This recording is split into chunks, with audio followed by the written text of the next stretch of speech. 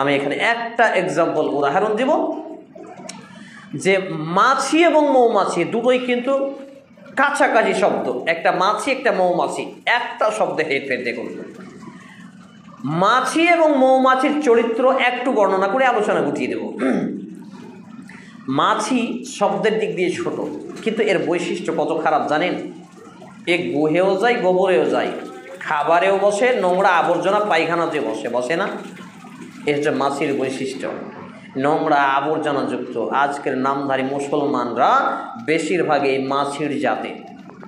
জুয়া, লটারি, তাস, ক্রাম্বর, ludo, mobile game, free fire, PUBG, কত কি, টিকটক, ভিগো, রিলস, তারপর শেয়ার চ্যাট, আরও কত রকমের অ্যাপস আছে, আমি মুখস্থ করতে পারি না অতগুলো।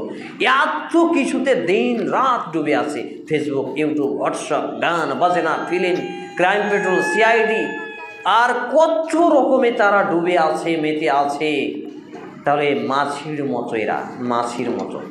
কোন মাছি? পেছাব পায়খানা আবর্জনাতে ঢুকে থাকে এই মাছি। কিন্তু মৌমাছির গুণাগুণ দেখুন, মৌমাছিকে আপনি ফুলের মধু সংগ্রহ ছাড়া নোংরা জায়গায় পাবেন না।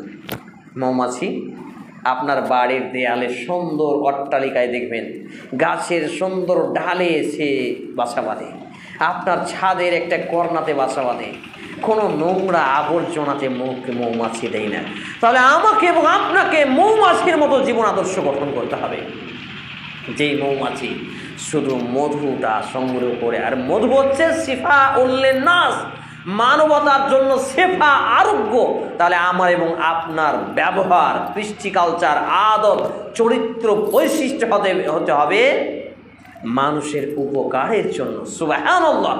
আল্লাহ রাব্বুল আলামিন আমাদেরকে মৌমাছির মতো আদর্শ জীবন গঠন করার তৌফিক নসিব করুন এবং মাছির মতো দুর্গন্ধময় আবর্জনা নিকৃষ্ট কাজকাম থেকে বেঁচে থাকার তৌফিক নসিব করুন। আমরা বলি আল্লাহুম্মা আমিন।